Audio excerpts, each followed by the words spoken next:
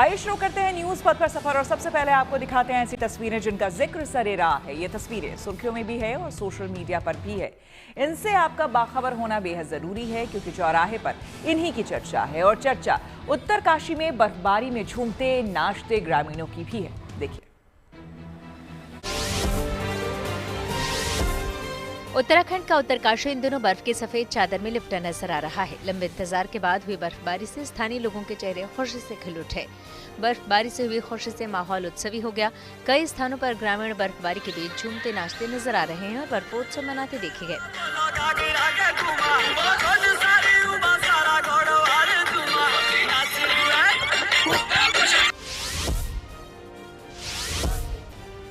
हिमाचल प्रदेश के चंबा के जनजातीय इलाके पांगी के मिंधल गांव में जबरदस्त बर्फबारी के दौरान एक अद्भुत और हैरान कर देने वाली तस्वीर सामने आई है। यहां बर्फबारी के बीच तेज बहाव से बर्फ नदी का रूप लेकर पहाड़ से बहने लगी। अचानक बर्फ की नदी बहती देख लोग भी सतर्क हो एक दूसरे को सीटी बजाकर सचेत करते नजर आ रहे हैं।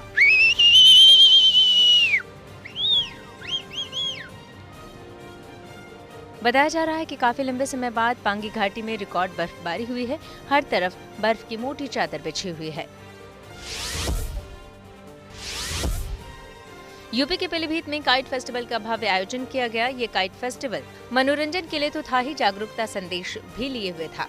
इसके जरिए लोगों को स्वच्छता के प्रति जागरूक करने की मुहिम छेड़ी गई है। पतंग महोत्सव के तहत पतंगों पर स्कूल के बच्चों ने स्लोगन लिखी। ये पतंग जब कटकर जिस किसी के घर पर गिरेगी उसे पतंग पर लिखे स्लोगन को पढ़कर नगर पालिका के सफाई अभियान से खुद को जोड़ना है। स्वच्छता का संदेश घर घर पहुंचाने के लिए नगर पालिका ने ये पहल की, जिसमें हर उम्र और वर्ग के लोगों ने उत्साह से हिस्सा लिया। कस्बे के ज्यादा से ज्यादा लोगों को स्वच्छता जागरूक अभियान से जोड़ने वाले इस महोत्सव ने सबको लुभाया। एयर इंडिया ने अपने पहले line fit Boeing 7879 dream liner की पहली झलक दुनिया को दिखाई, जिसमें खास तौर पर डिजाइन और इंटीरियर में बदलाव किया गया है। ये विमान बोइंग की प्रोडक्शन लाइन से सीधे डिलीवर होने वाला पहला वाइड बॉडी विमान है। ये 11 जनवरी को अमेरिका में बोइंग की एवरेट फैसिलिटी से नॉन स्टॉप उड़ान के बाद दिल्ली पहुंचा था और अब 1 फरवरी से ये मुंबई फ्रैंकफर्ट रूट पर कमर्शियल सर्विस देगा। एयर इंडिया के सीईओ और एमडी कैंपबेल विल्सन का कहना है कि नए इंटीरियर जल्द ही एयरलाइन के बोइंग 787 बेड़े में स्टैंडर्ड बन जाएंगे। और अब बात भारी बर्फबारी में देवदूतों की दिलेरी की। कश्मीर में बर्फबारी शुरू हुई तो बड़ी संख्या में पर्यटक इसका लुत्फ उठाने के लिए घाटी का रुख करने लगे, लेकिन भारी बर्फबारी की वजह से जगह जगह रास्ते बंद होने लगे और फिसलन की वजह से गाड़ियों की रफ्तार पर ब्रेक लग गया। ऐसे में स्थानीय लोगों और प्रशासन के साथ सेना ने रेस्क्यू के लिए मोर्चा संभाला। बारामूला में सेना के जवानों ने भारी बर्फबारी के बीच रास्ते में फंसी हुई कई गाड़ियों को धक्का देकर निकाला। वहीं हिमाचल के मनाली में भी 2 मजदूरों का रेस्क्यू किया गया।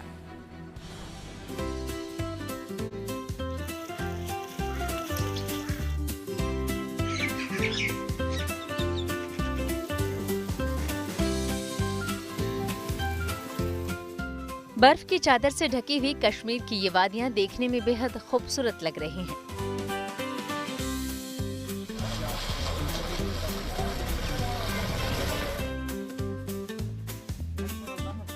कश्मीर घाटी में हुई ताजा बर्फबारी से पूरा इलाका सफेद चादर में ढक गया।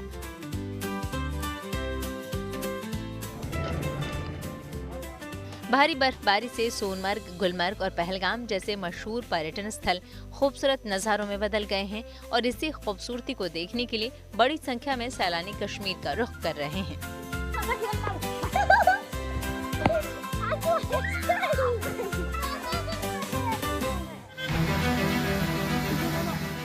रास्तों पर जमी बर्फ और फिसलन से गाड़ियों की रफ्तार पर ब्रेक लग गया है।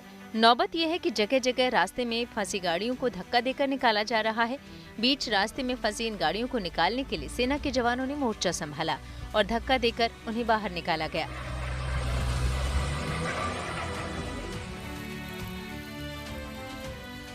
भारी बर्फबारी से समूची कश्मीर घाटी बर्फ की मोटी चादर से ढक चुकी है।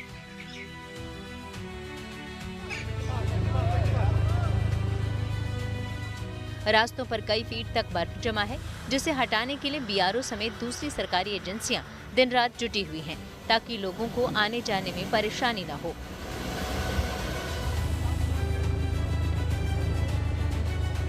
पूरा हमारा रोड जितने भी हैं सब क्लियर करके रखने हैं हमने। पूरी रात हम काम चलाते रहे। तो कहाँ कहाँ आपने रोड क्लियर किया?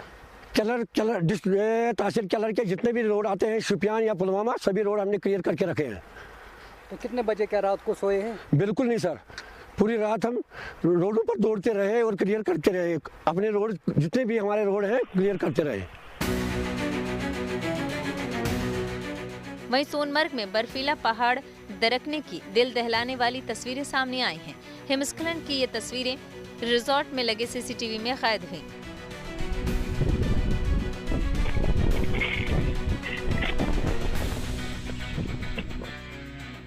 पहाड़ से दरकती हुई बर्फ ने रिजॉर्ट को पूरी तरह से अपनी चपेट में ले लिया और महज कुछ पलों में हर तरफ बर्फ का सफेद गुबार नजर आने लगा।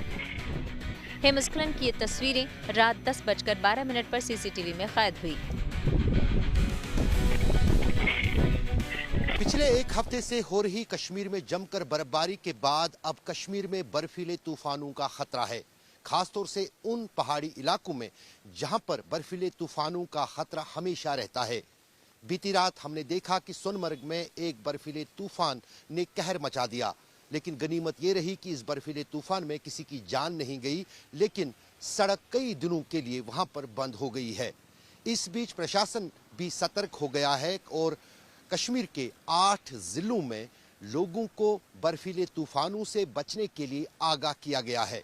जो ही अब धूप निकलेगी, जो पहाड़ों पर कई फुट बर्फ जमा है वो किसी भी वक्त खिसक सकती है और एक तूफान यानी एवलांच की शक्ल ले सकती है। यही कारण है कि पहाड़ी इलाकों में लोगों को इस तरह के बर्फीले तूफानों से बचने के लिए सतर्क रहने को कहा गया है। इसके अलावा जो जम्मू कश्मीर में प्रशासन है, डिजास्टर मैनेजमेंट है, वो भी तैयार रखा गया है और साथ ही साथ सीमावर्ती इलाकों में सेना की टीमें इस तरह के एवलांच से बचने के लिए लोगों को आगाह कर रही हैं। बर्फ दरकने का ये वीडियो सोशल मीडिया पर तेजी से वायरल हो रहा है। जैसे ही पहाड़ों से दरकती बर्फ रिजॉर्ट के करीब पहुंची, बिजली गुल हो गई और कुछ ही सेकंड में पूरा रिजॉर्ट बर्फ में समा गया। हालांकि इस बर्फीले तूफान में किसी के हताहत होने की खबर नहीं है। जम्मू कश्मीर में लगातार बर्फबारी हो रही है। बीती रात कश्मीर के पर्यटन स्थल सोनमर्ग में एक बड़ा बर्फीला तूफान आया। गनीमत ये रही कि इस बर्फीले तूफान में किसी की जान नहीं गई, लेकिन जिस अंदाज से और जितनी वॉल्यूम में ये बर्फीला तूफान आया है, कई दिनों के लिए इसने वहां पर श्रीनगर करगिल हाईवे को बंद कर दिया है। पिछले कई दिनों से कश्मीर में जमकर बर्फबारी हो रही है। ये बर्फबारी देखने में हसीन लगती है, लेकिन आने वाले दिनों में इस बर्फबारी के खतरे कश्मीर के पहाड़ी इलाकों पर मंडरा रहे हैं। बर्फीला तूफान दरअसल तब आता है जब पहाड़ों पर कई फुट बर्फ जमा हो जाती है और अगर थोड़ी सी भी धूप निकलती है तो ये बर्फ खिसक कर एक तूफान की शक्ल ले लेता है। कश्मीर में हमेशा पहाड़ी इलाकों में न सिर्फ आम लोगों के लिए बल्कि सेना के जवानों के लिए बर्फीले तूफान सबसे बड़ी चुनौती बनकर सामने आते हैं। यही कारण है कि जम्मू कश्मीर में प्रशासन ने 8 जिलों में उन पहाड़ी इलाकों में लोगों को आगाह किया है जहां पर इन बर्फीले तूफानों का खतरा आने वाले 48 घंटे तक बना हुआ है। ये तस्वीरें रामबन और किश्तवाड़ की हैं। घाटी पूरी तरह बर्फ से ढकी हुई है। सड़कों पर कई फीट बर्फ जम गई है, तो वहीं घर और पेड़ सभी बर्फ की सफेद चादर में लिपटे नजर आ रहे हैं। बर्फबारी को लेकर मौसम विभाग के अलर्ट के बाद लोगों को एहतियात बरतने की सलाह दी जा रही है। खासकर दूसरे राज्यों से घूमने के लिए कश्मीर आए पर्यटकों को सावधान रहने के लिए कहा गया है। जिला प्रशासन और पुलिस ने लोगों की सहायता के लिए कंट्रोल रूम और हेल्पलाइन नंबर जारी किए हैं। हम लोगों से यही अपील करेंगे कि मौसम की जो है एडवाइजरी को देखते हुए, मौसम के हालात को देखते हुए ज़रूरी ही हो तो घरों से बाहर निकलें। बाकी एडमिनिस्ट्रेशन जो है ज़रूरी सुविधाएं उनके पास वहां तक पहुंचाने में और बहाल करने में बिल्कुल सतर्क है, खड़े हैं और काम चल भी रहा है। बर्फबारी से कोई लॉस हुआ है, कोई डैमेज घरों का? घरों का डैमेज हुआ है। अभी तक हमारे पास जो रिपोर्ट्स आई हैं, क्योंकि पहले दिन आपको पता है कि तेज़ आंधी हवाएं भी चली थी, उससे भी कुछ मकानों को नुकसान हुआ, भारी बर्फबारी हायर रीचेस पे तो 4-4 फीट तक भी बर्फ पड़ी है, तो नुकसान हुआ है। कुछ हमारे पास अराउंड 45 हाउसेस को जो है डैमेज हुआ है, उनका लॉस भी हम असेस कर रहे हैं। जो ज़रूरी राहत वगैरह थी तो वो उन लोगों तक हमने पहुँचाई है। कश्मीर घाटी में अभी बर्फबारी के थमने के आसार नहीं हैं। ऐसे में जरूरी है कि सड़क मार्ग से सफर करते वक्त जरूरी चीजें जैसे खाने पीने का सामान, दवाएं, गर्म कपड़े और गाड़ी के लिए स्नो चेन ले जाना न भूलें। और सबसे जरूरी बात ये कि निकलने से पहले मौसम विभाग के अलर्ट को जरूर जान लें ताकि रास्ते में होने वाली परेशानी से बचा जा सके। उत्तराखंड में भी बर्फबारी से हालात बिगड़ रहे हैं। बद्री केदारनाथ धाम और आसपास की चोटियों पर सोमवार रात से ही रुक-रुक कर बर्फ गिर रही है।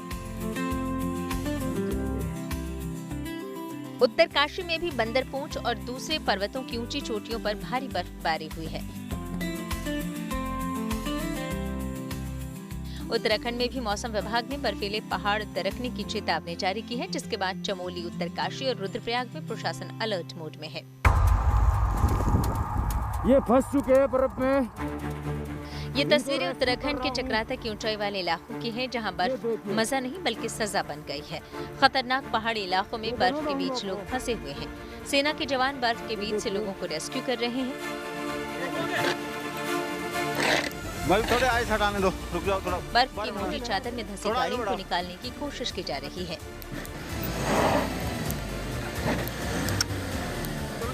सैलानी कृपया करके पूरा अपडेट लेके आए, वरना आप मेंटली प्रिपेयर रहिएगा 3-4 दिन वापस फंसने के लिए। और जो पहली बर्फबारी हुई थी उसमें कम से कम 3 फीट के अराउंड बर्फ पड़ गई थी और आज पूरे दिन का फॉरकास्ट है स्नोफॉल का, तो उम्मीद है काफ़ी अच्छी खासी बर्फ़ पड़ जाएगी और कुछ दिन तक शायद यहाँ के रास्ते भी बंद रहेंगे। हिमाचल में भी लगातार बर्फबारी हो रही है। मौसम विभाग के मुताबिक अगले कुछ दिनों तक मौसम ऐसा ही रहने वाला है। ऊंचाई वाले पहाड़ी इलाकों में तेज बर्फबारी की आशंका जताई जा रही है। मनाली में धुंधी के पास बर्फ में फंसे 2 मजदूरों को रेस्क्यू किया गया। धुंधी में पिछले कुछ दिनों से करीब 4 फीट तक बर्फबारी हुई है। हालात यह है कि NH3 सहित करीब 627 सड़कें बर्फबारी की वजह से बंद हो गई हैं। लाहौल स्पीति में सबसे ज्यादा 290 सड़कें बंद हैं। NH 505 और 503 बर्फबारी के चलते आवाजाही के लिए पूरी तरह से बाधित है। किन्नौर, लाहौल स्पीति, चंबा और कुल्लू में भारी बर्फबारी के लिए ऑरेंज अलर्ट जारी किया गया है। फिलहाल बर्फबारी की वजह से पहाड़ों पर हालात तेजी से बिगड़ रहे हैं। राज्य सरकार ने सैलानियों के लिए चेतावनी जारी की है कि वे जोखिम वाले स्थानों पर जाने से परहेज करें। मनाली से मनविंदर अरोड़ा के साथ श्रीनगर से अशरफ वानी, गुड न्यूज टुडे। अंतिम चरण में है उत्तरकाशी की सिलक्यारा पोलगांव सुरंग का काम। आइए सीधे आपको लिए चलते हैं न्यूज एक्सप्रेसवे पर, जहां देश भर की कुछ और जरूरी खबरें कर रही हैं आपका इंतजार। पीएम मोदी आज दिल्ली के करियप्पा परेड ग्राउंड में आयोजित एनसीसी की सालाना एनसीसी पीएम रैली में शामिल हुए। एनसीसी पीएम रैली 1 महीने तक चलने वाले वार्षिक एनसीसी गणतंत्र दिवस कैंप के समापन का प्रतीक है। इसमें देश भर से 2406 कैडेट्स ने हिस्सा लिया, जिसमें 898 लड़कियां भी शामिल थीं। इस साल की रैली की थीम राष्ट्र प्रथम कर्तव्यनिष्ठ युवा रखी गई थी। इस मौके पर पीएम मोदी ने बच्चों का हाथ हिलाकर स्वागत किया और उन्हें संबोधित भी किया। उत्तरकाशी के सिलक्यारा पोल गांव सुरंग इस साल के आखिर तक पूरी तरह से बनकर तैयार हो जाएगी। यहाँ निर्माण कार्य अंतिम दौर में है। सुरंग आर पार हो चुकी है। फिलहाल इसके भीतर वॉल स्ट्रेंथनिंग, फेंसिंग और लाइनिंग का काम हो रहा है। जिलाधिकारी के मुताबिक सिविल वर्क सितंबर तक पूरा हो जाएगा। ऐसे में उम्मीद की जा रही है कि साल के आखिर तक ये लोगों के लिए पूरी तरह बनकर तैयार हो जाएगा। सुरंग बनने के बाद गंगोत्री और यमुनोत्री धाम के बीच की दूरी करीब 26 किलोमीटर कम हो जाएगी, जिससे 4 धाम की यात्रा और स्थानीय लोगों के लिए आवाजाही आसान हो जाएगी। आज दिल्ली के भारत मंडपम में MYGS यानी मॉडल युवा ग्राम सभा के विजेताओं को राष्ट्रीय पुरस्कार से सम्मानित किया गया। इस मौके पर यहाँ एक खास आयोजन किया गया, जिसमें जवाहर नवोदय विद्यालय ऊना हिमाचल प्रदेश और एकलव्य मॉडल आवासीय विद्यालय कोसबुंडा छत्तीसगढ़ के छात्र छात्राओं ने ग्राम सभा के कामकाज पर शानदार प्रस्तुति भी दी। इस कार्यक्रम में केंद्रीय पंचायती राज राज्य मंत्री प्रोफेसर SP सिंह बघेल और केंद्रीय शिक्षा राज्य मंत्री डॉक्टर सुकांत मजूमदार भी शामिल हुए। कार्यक्रम का आयोजन पंचायती राज मंत्रालय, शिक्षा मंत्रालय और जनजातीय कार्य मंत्रालय की ओर से किया गया। पुरस्कृत 3 स्कूलों को 1 करोड़ 75 लाख और 50 लाख का इनाम दिया गया।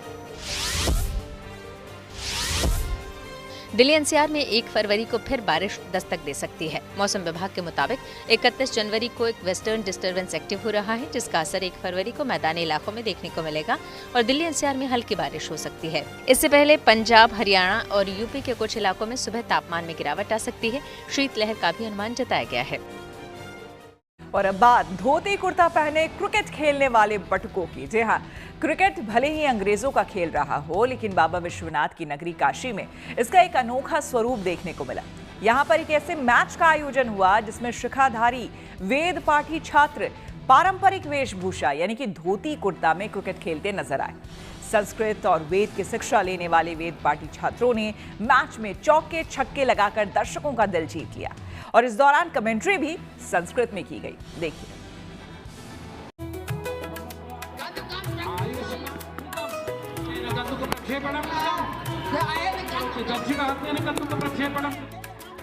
मस्तक पर त्रिपुंड और बदन पर केसरिया और पीला वस्त्र और इन पारंपरिक वेशभूषा में क्रिकेट का रोमांच हर किसी को आकर्षित कर रहा है। धर्म नगरी काशी में एक अनोखी क्रिकेट प्रतियोगिता का आयोजन किया गया, जिसमें वेद पाठी बटुक पारंपरिक वेशभूषा के साथ क्रिकेट खेलने के लिए मैदान में उतरे। संस्कृत और वेद की शिक्षा लेने वाले वेद पाठी बटुकों ने जय नारायण इंटर कॉलेज के मैदान में अपनी क्रिकेट प्रतिभा से दर्शकों का दिल जीत लिया। इन बटुकों ने मैदान में जबरदस्त क्रिकेट खेला। मैच के दौरान पूरा मैदान बटुकों के जय घोष, जयतु भारतम, जयतु संस्कृतम के नारों से गूंजता रहा। क्रिकेट खेलते इन बटुकों की पोशाक तो चर्चा में रही ही, वहीं संस्कृत में की गई क्रिकेट कमेंट्री ने भी खूब सुर्खियां बटोरी, क्योंकि जब भी टीम की तरफ से चौका छक्का या विकेट लिया जाता, तब संस्कृत में क्रिकेट कमेंट्री और भी उत्साह को बढ़ाने वाली रहती। संस्कृत कमेंट्री की तारीफ प्रधानमंत्री मोदी भी 2022 में मन की बात में कर चुके हैं।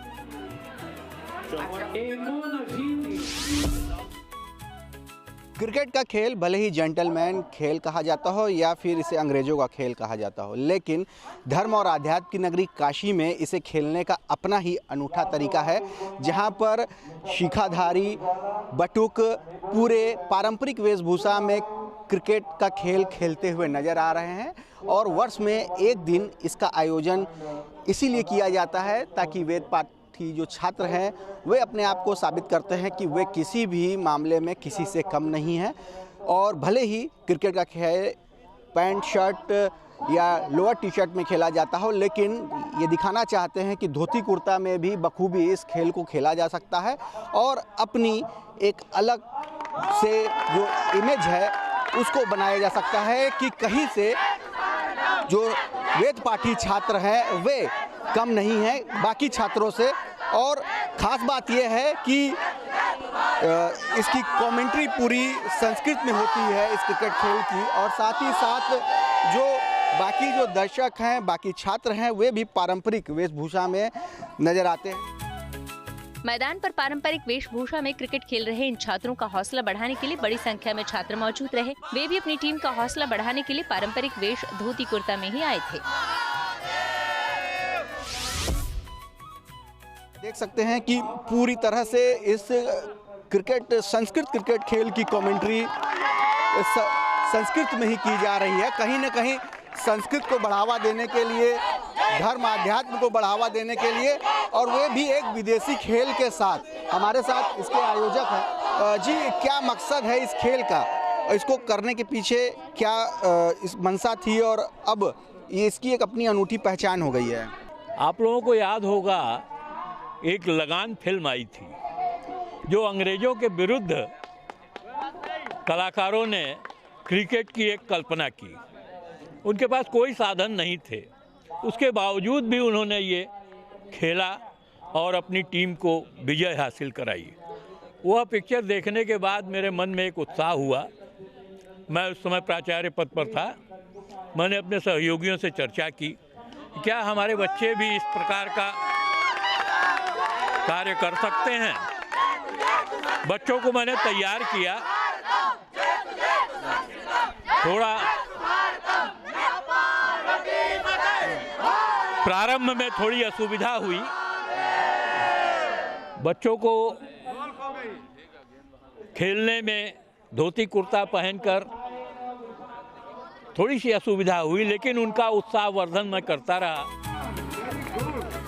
क्रिकेट का आनंद उठाने पहुंचे बटुकों का कहना है कि संस्कृत भाषा में निपुण ये छात्र किसी से कम नहीं है। हमारा ये कहना है कि जो और इंग्लिश ये सब जो क्रीड़ा होती है, सब खेल होते हैं, तो इसमें ये नहीं है कि हम लोग बस वेद पढ़ते हैं तो हम लोग बस पूजा पाठ कर्मकांड यही सब के लिए हैं।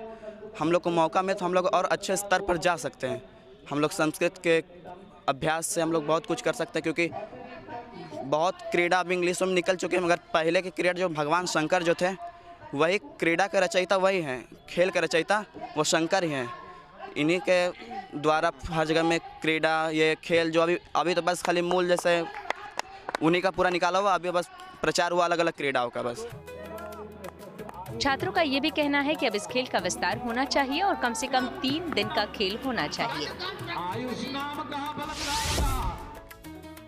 कम से कम त्रिदिवसीय क्रिकेट होना चाहिए, जिससे जो है विद्यार्थियों को अधिक मौका मिल पाए और अभ्यास जो है बढ़िया होना चाहिए। जैसे 8 ओवर का मैच होता है, वैसे ही 10 ओवर का मैच कम से कम रखा जाए। 3 दिवस का होगा तो पहले दिन में अभ्यास बढ़ेगा, दूसरे दिन में क्वालिफायर करेंगे, तीसरे दिवस में मैच खेलेंगे। इस आयोजन का उद्देश्य ये है कि संस्कृत के विद्यार्थियों को केवल वेद पाठी बटुक और पूजा पाठ कराने वाला ब्राह्मण न समझा जाए, बल्कि उन्हें खेल के क्षेत्र में भी मौका दिया जाए, जिसमें वो अपनी प्रतिभा का प्रदर्शन कर सके। यही नहीं, वाराणसी में ये अपनी तरह की अनूठी परंपरा है, जिसकी ख्याति धीरे धीरे बढ़ रही है। अब मुझे देखने को ये मिल रहा है कि तमाम विद्यालयों के लोग यहाँ इकट्ठे हो रहे हैं और सभी बच्चे, आपने देखा होगा ध्यान से, सभी के शिखा, सूत्र, चंदन, धोती, कुर्ता ये सब चीज़ लेकर ही ये मैदान में उतरते हैं। हमारे यहाँ आपने ये भी देखा होगा कोई पैड नहीं है, बिना पैड के गेम हुआ करता है। इसलिए ये एक अनूठी परंपरा कायम करने का हमने प्रयास किया है। बीते 15 सालों से इस क्रिकेट प्रतियोगिता का आयोजन होता रहा है, जिसमें वेद पाठी बटुक क्रिकेट खेलते नजर आते हैं। शुरू में तो इस आयोजन में कुछ मुश्किलें आई, लेकिन अब साल में एक बार इस प्रतियोगिता का आयोजन जरूर किया जाता है और आगे इसे बड़े स्तर पर ले जाने की तैयारी है।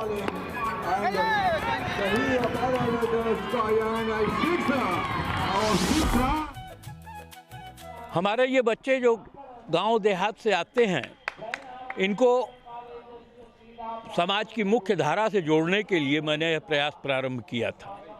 इन बच्चों का उत्साहवर्धन किया था और मैं अब देख रहा हूं कि धीरे धीरे वाराणसी में इतनी टीमें हो गई हैं गेम खेलने के लिए, क्योंकि समय और स्थान का अभाव है, इसलिए मैं अन्य टीमों का चयन नहीं कर पाता। आप बता रहे हैं कि बहुत सारी टीमें, तो आगे चल के इसका और भी बड़ा स्वरूप या बड़ा टूर्नामेंट भी देखने को हाँ, इसका प्रयास मैं कर रहा हूँ।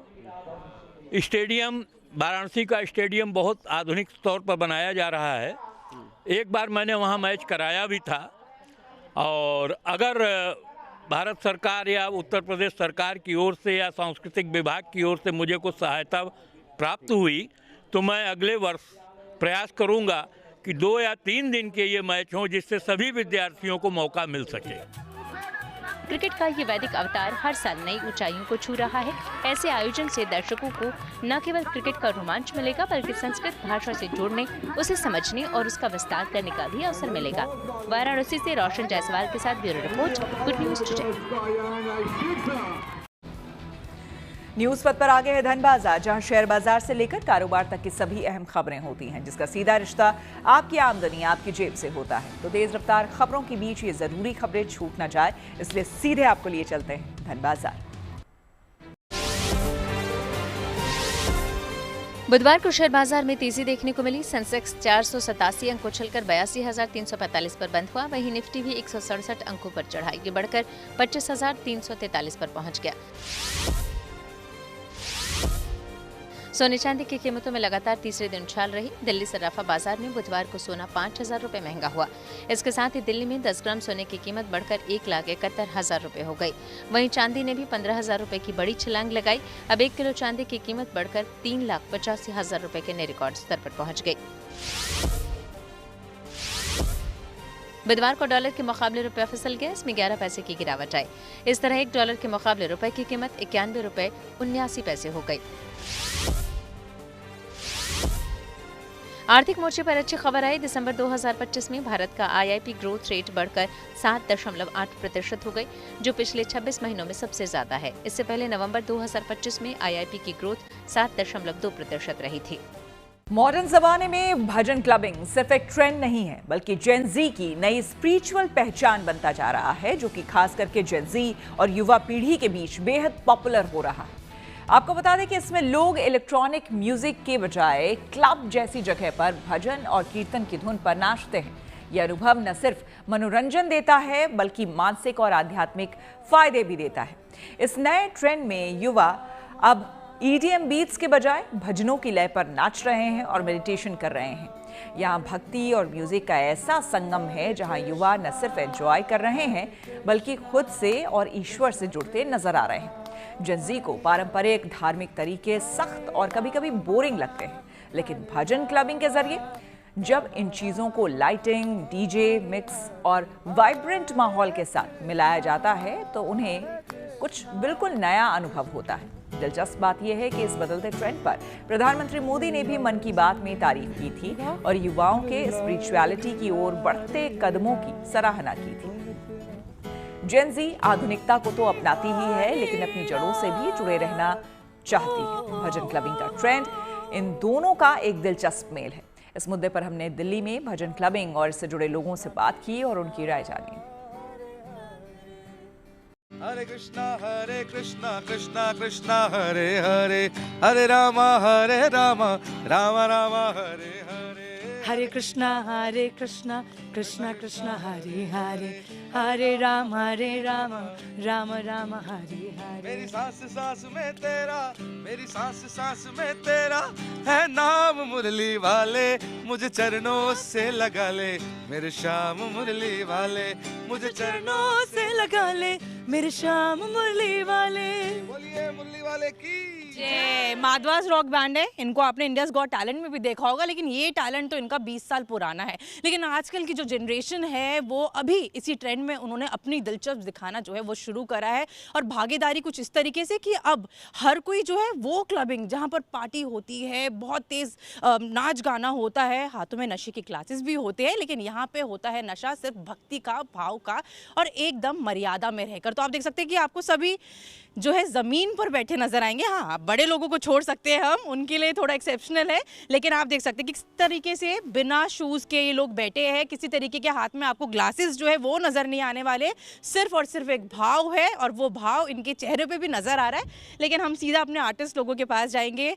ये जैमिंग जो ट्रेंड बन गया, एक मूवमेंट एक्चुअली ये बनती जा रही है, कैसा लगता है कि हम ये तो आजकल की जो जनरेशन है उनका इन्वॉल्वमेंट अब दिख रहा है, लेकिन ये आप लोगों के लिए 20 साल पुराना एक जोश है। जैसे जेन ज़ी की अगर बात की जाए तो माधवास की अगर आप जर्नी देखेंगे और माधवास के इनफैक्ट आप भजन भी सुनेंगे तो आप देखेंगे कि उसमें कोई एक जॉनरे से हम एक जॉनरे से अपने आप को कनेक्ट नहीं करते हैं। हम उसमें रॉक भी गाते हैं, रेगे भी गाते हैं, पॉप भी गाते हैं, क्लासिकल भी गाते हैं। और जो जेन ज़ी है उनसे हम काफ़ी सालों से कनेक्ट करते आ रहे हैं। मुझे ऐसा लग रहा है जो सब लोग बोल रहे हैं कि जेन ज़ी देखिए आजकल भजन में है, तो मुझे ऐसा लगता है कि हमारी वो फील काफ़ी टाइम से रही है।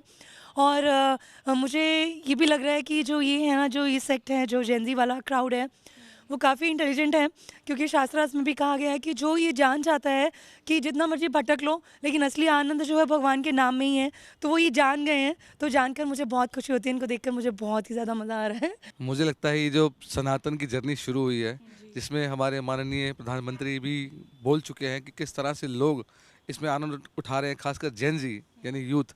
तो ये एक लहर है और ये लहर ऐसी शुरू हुई है कि जिसका नंदरानी ने जैसा बोला कि इस आनंद में जब कोई डूबता है तो बाहर निकलने का नाम नहीं लेता।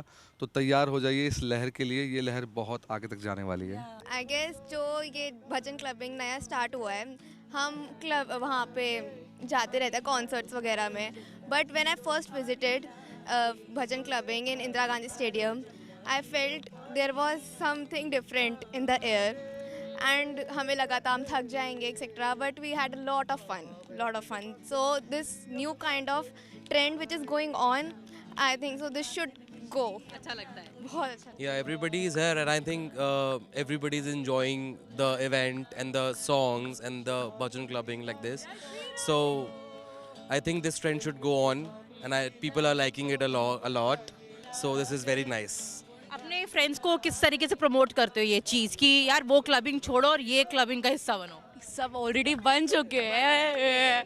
हाँ, सब बहुत मतलब ये पूरे कैसे वाइब टाइप से इसमें सब बहुत अब इंटरेस्टेड है। मुझे बहुत बहुत मज़ा आ रहा है कि अब ऐसे लग रहा है कि अब हमारे साथ बच्चे भी आते हैं और हम भी बच्चों के साथ कहीं पे भी जा सकते हैं। पहले हम सोचते थे कि हम क्लबिंग में मतलब बच्चों के साथ जाने में हमें थोड़ा सा वो लगता था, बट अब जैसे ये भजन क्लबिंग शुरू हो गया तो बहुत अच्छा लग रहा है। अब लग रहा है कि होना चाहिए। पीएम ने जब से इस चीज़ का जिक्र किया कैसा लगा था? कि बहुत अच्छा लगा था, एंड आई फेल्ट कि now that bhajan clubbing has become such a thing, अगर श्री नरेंद्र मोदी जी उसको वैलिडेट कर रहे हैं तो वो सच में कोई चीज़ है, and people should really get on the wagon और चलिए भजन क्लबिंग करते हैं साथ में। लोगों को एक स्टार्टिंग पॉइंट चाहिए था। हम लोगों ने जो किया वो कभी एग्जिस्ट नहीं करता था। Through our platform we are happy कि एक लहर ऐसी चली कि ऑल ओवर इंडिया कई सारे लोग भजन क्लबिंग को इंट्रोड्यूस करके अलग अलग जगहों पे इवेंट करते आ रहे हैं। इवन अस, हमने लास्ट टाइम 3000 का किया, इस बार इसलिए हमने टारगेट लिया कि नहीं, हम लोगों को इतना बड़ा करना है कि 2-2.5 घंटे का नहीं, फुल डे का करते हैं।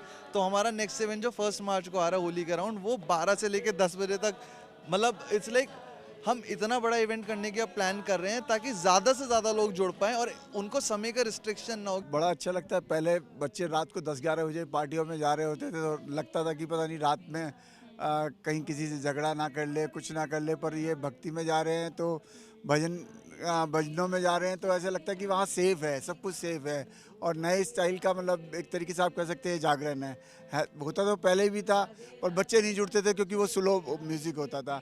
अब ये फास्ट म्यूज़िक की वजह से बच्चे को हमसे कहते हैं कि आप हमारे साथ चलोगे क्या, तो बड़ा अच्छा लगता है ये सब। और अब रुक करते हैं प्रगति मार्ग का, जहां ऐसी खबरें हैं जो कि देश की तरक्की, प्रगति और लोगों की काबिलियत दिखाती है। आज हम बात करेंगे माघ मेले की, जहां पर आस्था, संस्कृति, शिक्षा, सैन्य एकता और अनुशासन का अद्भुत संगम देखने को मिला। एक तरफ यहां खुले वेद विद्यालय में छात्र वेद पाठ सीख रहे हैं, तो वहीं दूसरी तरफ प्रयागराज का आयुध भंडार भरा पूरा रहे, इसके लिए दशकों पुरानी परंपराओं को भी आज की पीढ़ी श्रद्धा के साथ निभा रही है। देखिए रिपोर्ट।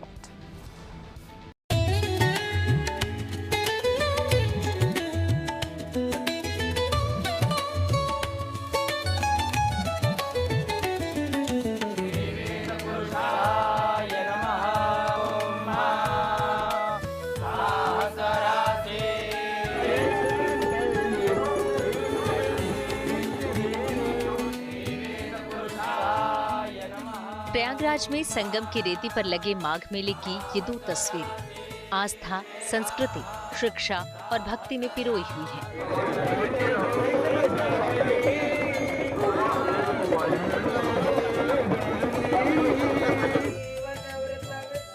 माघ मेले में वेदों की ये ऋचाएं आस्था और शिक्षा का संगम बन गूंज रही हैं।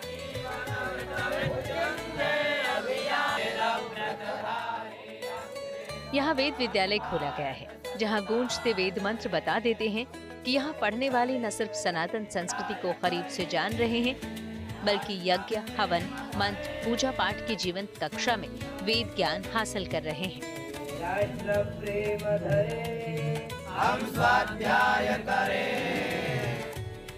वेद विद्यालय में पढ़ने वाले छात्र वेदों को तो पढ़ने के साथ समझ ही रहे हैं, बल्कि वेदों के उस ज्ञान को माघ मेले में प्रत्यक्ष रूप से घटते हुए प्रैक्टिकल करके भी महसूस कर रहे हैं। यज्ञशाला में हवन, शिविर के बाहर मंत्रोच्चार और योग साधना के जरिए छात्रों को यहाँ किताबों के आगे असल अनुभव प्राप्त हो रहा है। माघ मेले में साधु संतों, कल्पवासियों के मंत्रोच्चार और साधना तो अलग ही दिखती है, लेकिन श्रद्धालु जब गंगा स्नान कर वेद विद्यालय शिविर से गुजरते हैं तो एक साथ कई छात्रों के मंत्रोच्चार की गूंज उन्हें सहसा रुककर सुनने को मजबूर करती है और वेद विद्यालय के प्रति गर्व से भर देती है। छोटे बच्चों को वेद पढ़ता देख वो खुद के सनातनी होने पर गर्व करते हैं और जब वेद विद्यालय छात्र गीता पाठ, स्तोत्र या वेद पाठ करते हैं तो वो सुनकर भाव विभोर हो जाते हैं।